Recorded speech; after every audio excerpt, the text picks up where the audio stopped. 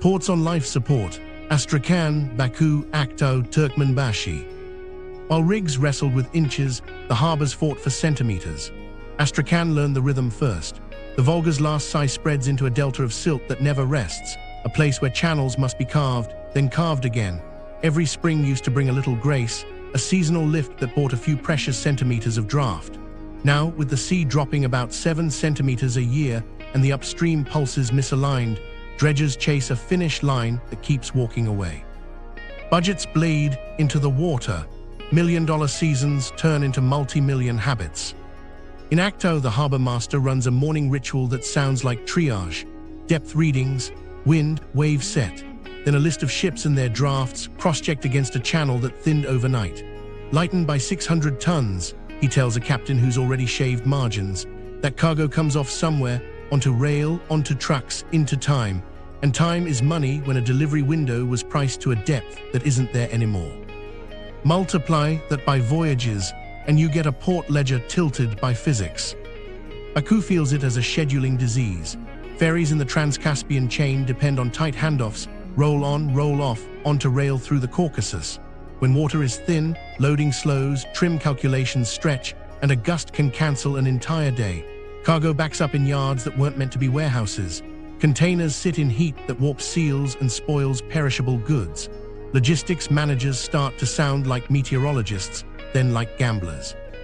Turkmenbashi, newer and proud of it, faces the same arithmetic with fresher paint. Berths built to a certain draft look fine on paper and in ribbon cuttings. In practice, pilots whisper that they need another 10 to 15 centimeters just to sleep at night. The workaround is expensive and immediate: dredge and then dredge again. But in a basin evaporating faster and fed by a river run to someone else's calendar, each pass is a temporary ceasefire. Sand returns. Evaporation doesn't care about yesterday's invoice. Here's where the ports get creative and poorer. Lightering chains pop up like scaffolding. Big hulls halt at deeper waypoints. Smaller, older vessels ferry cargo the last shallow miles. Floating storage tanks anchor offshore to buy time on tides that barely matter. It works. It always works for a while. But every extra handoff adds risk, fuel, and insurance headaches. An accident in a narrow, dredged corridor spreads oil across flats that only just dried out, and cleanup teams learn what self-insurance really means when P&I clubs exclude insufficient water depth incidents. Rail and road pick up the slack, but at a premium. Kazakhstan's inland yards fill with containers meant to touch sea, not soil. Double-stacked trains crawl across hot steps where heat cycles warp rail and slow dispatch.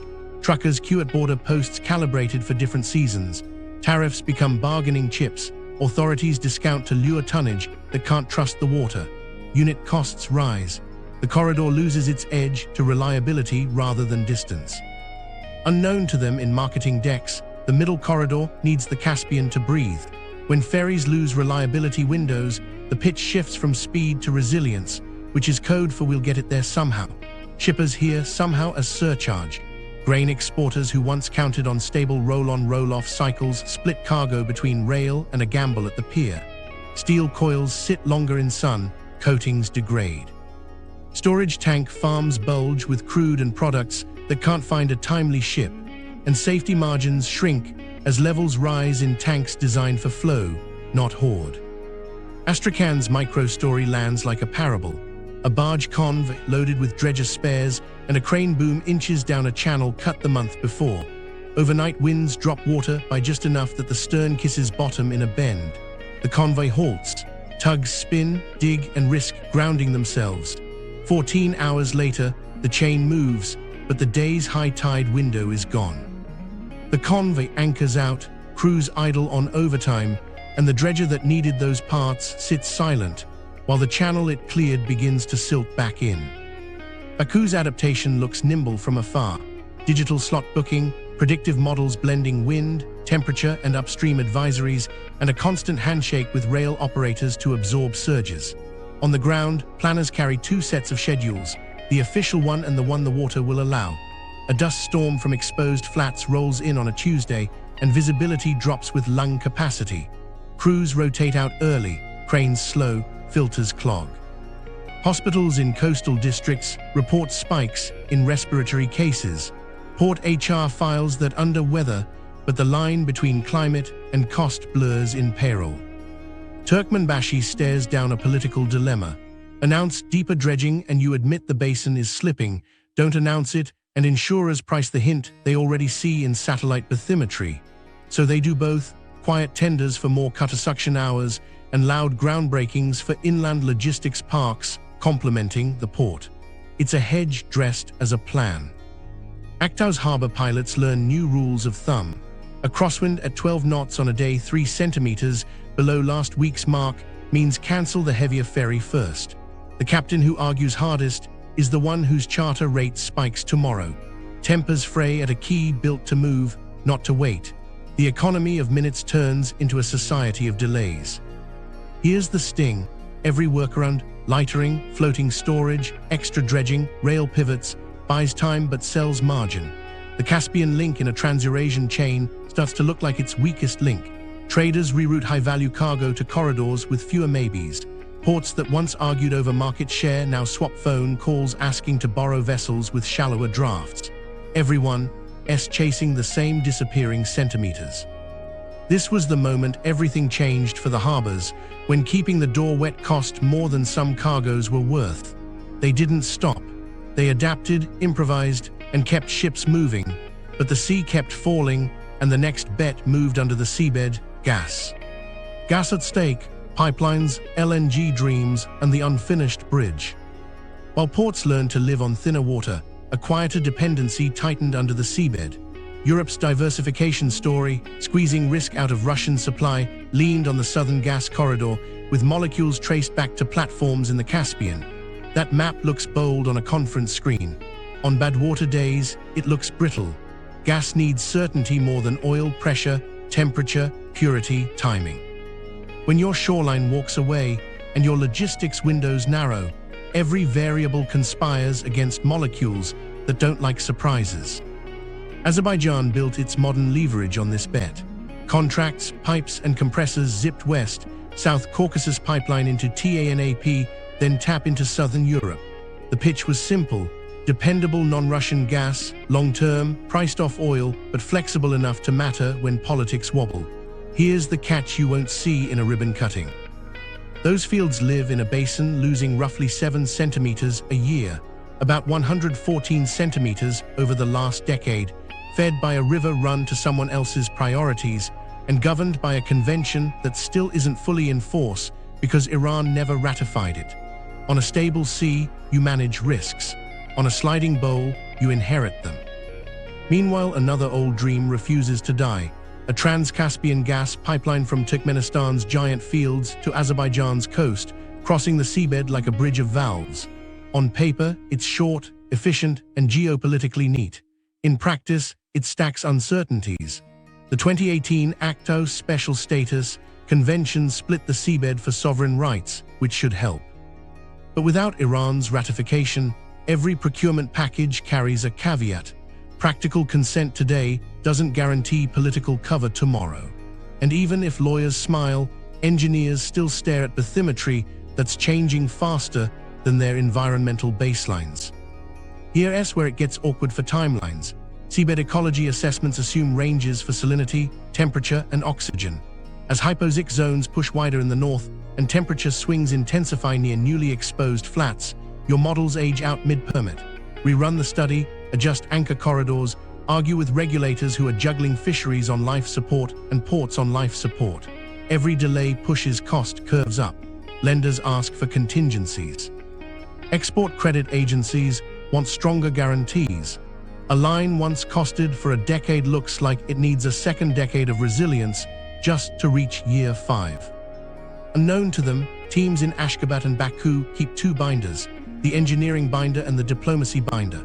The engineering one says trench deeper in segments vulnerable to exposure, spec corrosion-resistant alloys where salinity could spike, harden landfalls to handle a shoreline still retreating.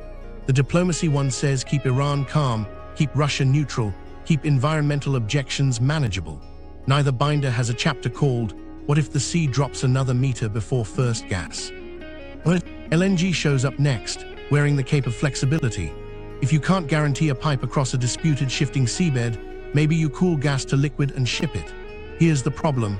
LNG needs deep, stable water, berths with guaranteed drafts, and some operations that don't stall in dead zones or dust storms. The Caspian today offers shallow approaches, thin reliability windows, and air so hot that boil-off rates demand power you don't have when the grid's stretched. You can dredge, but evaporation outruns excavation. You can site floating units offshore, but then you're back to lightering chains and insurance riders that hate gray areas. There's also the carbon math that creeps in once logistics wobble. Sour gas processing at Kashagan already punches above its weight on emissions. Add detours, helicopter lifts, standby flares when maintenance slips, and methane intensity trends the wrong way. European buyers, staring down their own regulations, don't want to import someone else's compliance headache. Contract addenda start to include emissions disclosures you didn't plan to publish. Pricing tells the story without adjectives. Every missing centimeter at a berth clips cargo, every late dredge drags schedules, every upstream gate decision shaves throughput downstream. Netbacks erode by slivers, fractions of a dollar here, a percent there, until your break-even inches past what a buyer will stomach for security of supply. Security isn't a blank check. Traders favor routes they can model. A corridor with maybes becomes a discount lane, and gas that was a strategic prize turns into optionality, nice to have, not essential. Here's a micro-story that reads like a footnote but lands like a warning. A compressor upgrade at a coastal metering station needed a heavy transformer. In previous seasons, the plan was simple: barge to a near-shore pad, roll off, crane into place. This season, the waterline sat 30 meters farther out, with a mushy intertidal strip where cranes bogged down. Engineers sketched a temporary mat road across drying flats, geotextile gravel steel plates. Permits slipped as agencies argued over who's in charge of land that used to be sea. The transformer arrived by a detour at night under escort. The upgrade missed its window. Contracts survived, faith in the calendar didn't. Meanwhile, the unfinished bridge remains unfinished because the river upstream writes the schedule. Even with perfect politics, a Trans-Caspian pipe has to live with a basin that's physically changing faster than concession terms can update. You can build for today's depths and temperatures, but tomorrow's are already on the move. Every safety factor you add costs, money you only earn if the door stays reliably wet. This was the moment everything changed for gas planners, when the Caspian shifted from enabler to constraint. Not a romance about new routes, but a sober tally of centimeters, clauses, and calories of heat leaving the bowl. While officials pitched megaprojects, the practical question got smaller and sharper. How do you keep molecules moving when the bridge you need is built on a vanishing shore? The richest dead zone, Sturgeon, Caviar, and collapse economics. Meanwhile, beneath the spreadsheets and dredger logs, the living engine that fed these shores started to stall. When warm water sits atop cooler layers and the mixing weakens, oxygen doesn't reach the depths that need it. In the northern Caspian shallows, that hypoxic band widened season after season, aligned with hotter summers and more stratified layers. Trawlers found murk where schools once shimmered. Pumps at industrial intakes gulped algae and grit, filters choked, and night shifts swapped cartridges like triage nurses. Dead zone moved from metaphor to maintenance ticket.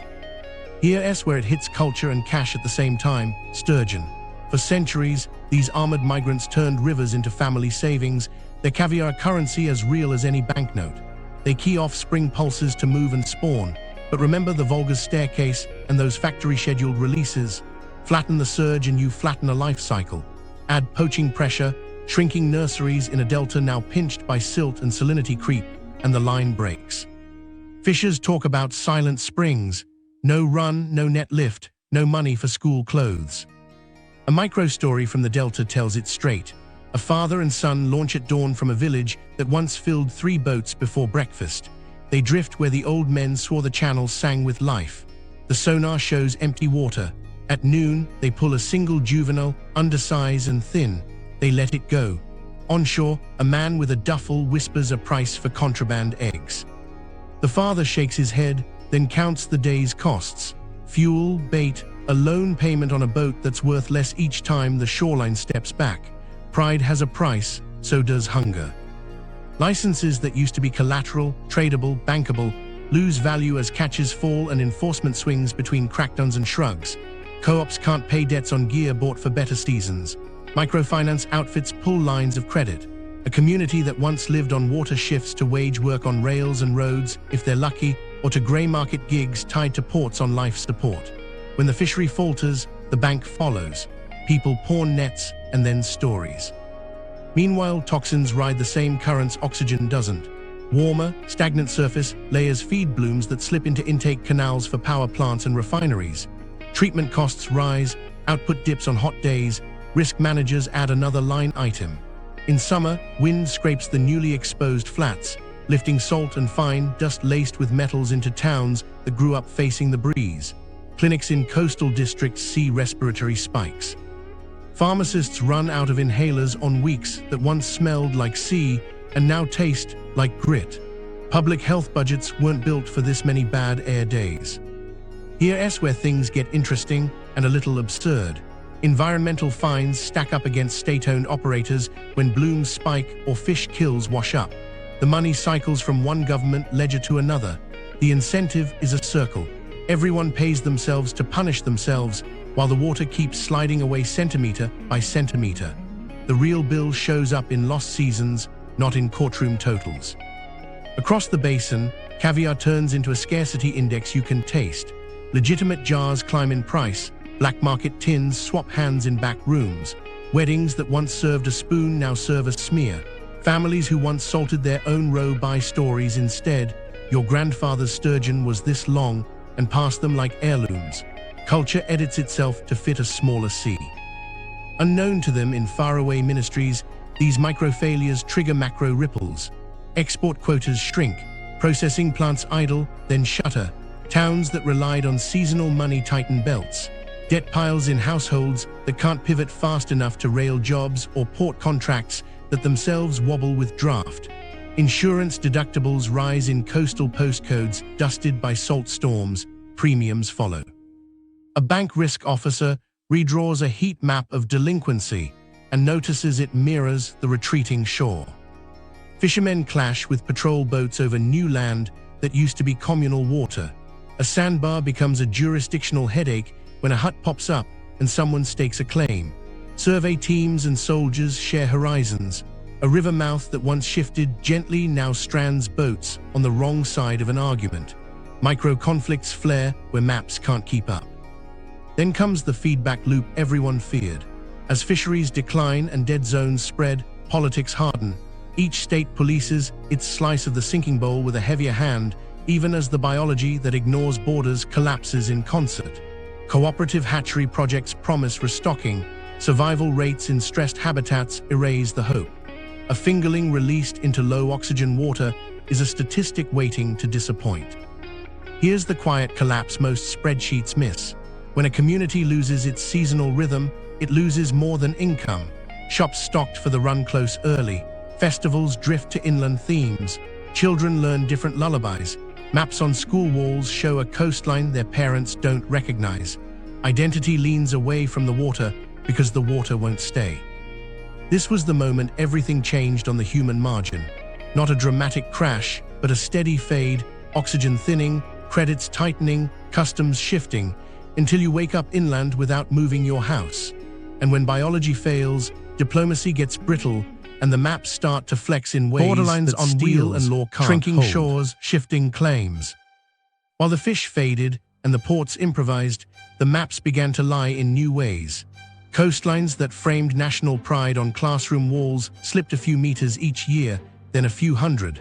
A boundary drawn to water doesn't know what to do with dust. And when land appears where a tide used to lift boats, old agreements find their soft spots. Here's where it gets tense. The 2018 Aktau deal split the difference, surface use in common, seabed divided for sovereign rights, but the sea itself is leaving the scene, and the convention isn't fully enforced without Iran's ratification. A territorial sea hugging a shoreline on wheels is a territorial problem on wheels. Surveyors arrive with GPS sticks and satellite prints. Fishermen arrive with memory and muscle. A sandbar thickens into a spit. A hut goes up, then a flag. Patrol boats idle nearby, not quite sure if they're in a neighbor's backyard or their own new front yard. Micro-conflicts spark first in the shallows where people live their days. A Kazakh crew, used to casting in what they swear was communal water, anchors on a shelf that now dries by noon. A patrol skiff cuts its engine close. Words fly, nets tangle, someone snaps a photo. Back in the district office, a commander draws a line on a map where there wasn't one last spring. It's not a treaty, it's a Tuesday. Unknown to them, miles offshore, survey vessels map bathymetry that refuses to hold still. Baselines used to be lines, now they're zones, blurred by reeds and exposed mud. Coastal ministries launch survey races, teams racing dawn to dusk to lock in measurements that will anchor future claims. Satellites pass overhead, slick with precision, but even a perfect image can't settle a legal argument if your definition of coastline belongs to a sea that's walking away. Construction adds fuel. A developer pours concrete for a warehouse on land nobody counted last decade. Papers cite a permit granted when this was seabed. Neighbors call it a land grab. A fence goes up, then comes down in a night of cutters and hot tempers. Police call it vandalism, fishermen call it defense, courts punt, politicians promise reviews. The building grows another floor. Meanwhile, militaries rehearse infrastructure protection in zones that double as statements. Columns of vehicles rumble out to practice on causeways and flats newly drivable. Drones film exercises with crisp graphics and vague captions. The message isn't subtle. This shoreline, wherever it sits today, is watched. A drill for cable security near a landfall reads like a deterrent to anyone eyeing the shifting line. Here's a micro-story that captures the mood. A Turkmen patrol finds a temporary mooring block a few hundred meters beyond last year's reed line. It anchors a lightering run feeding a private terminal that didn't exist on paper when the last joint map was signed. The patrol logs a violation and tows the block. The operator files a complaint, citing coordinates from a survey no one else accepts. By sunset, both sides have a press release. By morning, both sides have crews back on site. The legal quirk that was strength in 2018 shows its crack now. Special status avoided the sea versus lake trap, but left room for practice to outrun principle. Surface access in common means anyone can transit beyond territorial bands, but what if the band's edge is now reeds and sand?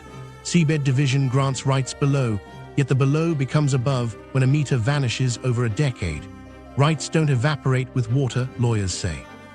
Try telling that to a captain staring at mud, where his chart promised blue. Survey races breed their own theater. Teams from neighboring states measure the same stretch within days of each other, each hoping to freeze a moment of advantage. One brings satellite-derived models, the other brings boots and stakes to argue ground truth.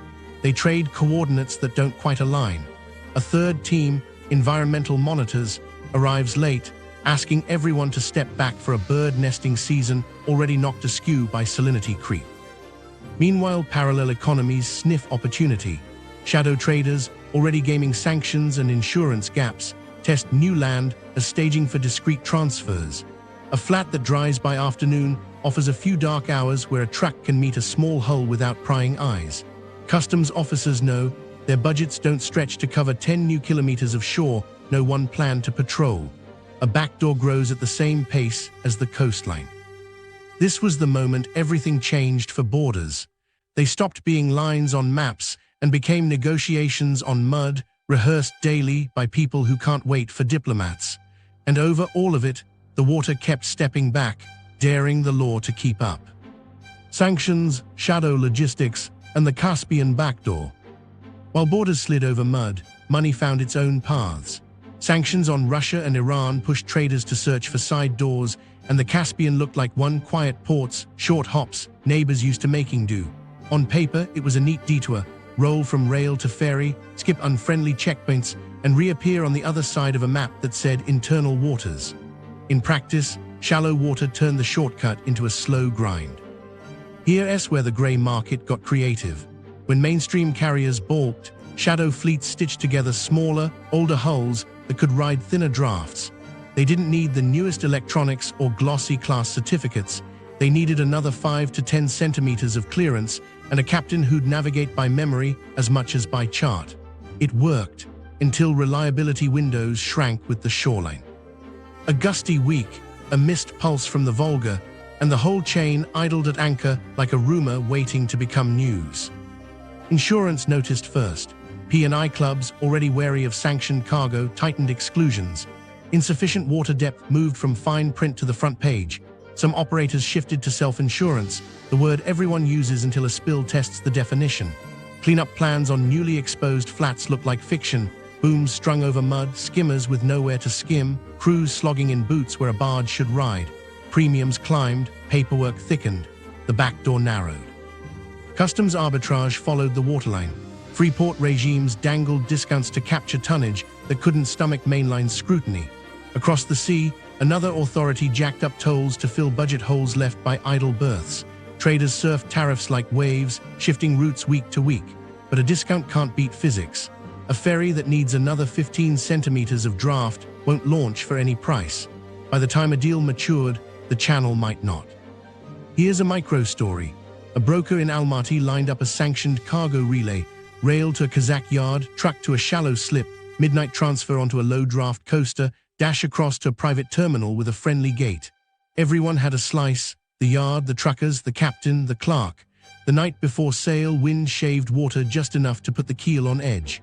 The captain called it. They held for 24 hours, fines ticked. Day 3, insurance demanded a new survey. Day 4, the buyer rerouted through a longer, dirtier overland path. The broker kept the commission but lost the client's faith. He blamed the weather. He meant the centimeter. Meanwhile, legitimate shippers tried to ride the same rails as the grey market without brushing against it. They built compliance firewalls, audited partners, and swore off cargoes that smelled wrong. But capacity is capacity. When shadow fleets book the few hulls that can still work the thinning corridors, clean cargo waits behind dirty money. Reputations blur by association, banks fidget. A country that hoped the Caspian would be a pressure valve feels it as a reputational risk, a route of last resort crowded by maybes. Unknown to them, policy planners in distant capitals were penciling the Caspian into grand reroute schemes. Use inland seas to bypass choke points, read one slide. The next slide didn't mention 7 centimeters a year of lost draft or a decade's 114 centimeter slide. On the ground, lightering chains grew like scaffolds, deep to shallowest, hands on cargo at every step, each hand another fee, another delay, another place for a mistake. When a drum slips or a valve fails, there's no deep-water buffer, just flats that fling spills wide on the first breeze. Authorities whipsawed between crackdowns and winks. In one port, inspectors boarded anything that looked old, checking certificates under headlamps. Across the sea, a manifest stamped at 2 a.m. with a rubber seal everyone recognized as theater. The dance kept cargo moving, but each improvisation leaned harder on a sea that offered less. A workaround thrives on slack. The Caspian had none to give. Here's where the irony bites. The very reason the backdoor existed, pressure from sanctions, made the ships older, the insurance thinner, and the operations riskier. And the very reason it failed, draft loss, had nothing to do with politics. A collapsed centimeter doesn't care about export controls. It just denies a keel what it needs. Just join the ledger too. Transfers on exposed flats kicked salt into valves, blew grit into bearings, and forced shutdowns that no spreadsheet labeled as sanctions risk. Mechanics carried air filters like talismans. Schedulers padded timetables to account for storms that smelled like the seabed's past. Margins shrank with every adaptation. By late season, the calls grew familiar. We can move your cargo, but we need shallower hulls, a weather window, and your acceptance of self-insurance. Translation: pay more, wait longer, and hope nothing happens. Some paid, many hedged away. The Caspian backdoor started to look like a mirage you chase because you're thirsty, not because it's wet. This was the moment everything changed for the shadow traders too. The math that once favored risk over rules now favored distance over doubt. Routes lengthened through deserts and mountains rather than across a sea that wouldn't cooperate. Governments pitched megaprojects to save face, new canals, deeper cuts, grand corridors, while operators in the shallows quietly asked the only question that mattered: can you keep the door wet? They knew the answer: not at 7 centimeters a year, not after 114 centimeters in 10. The backdoor only works if the door stays wet.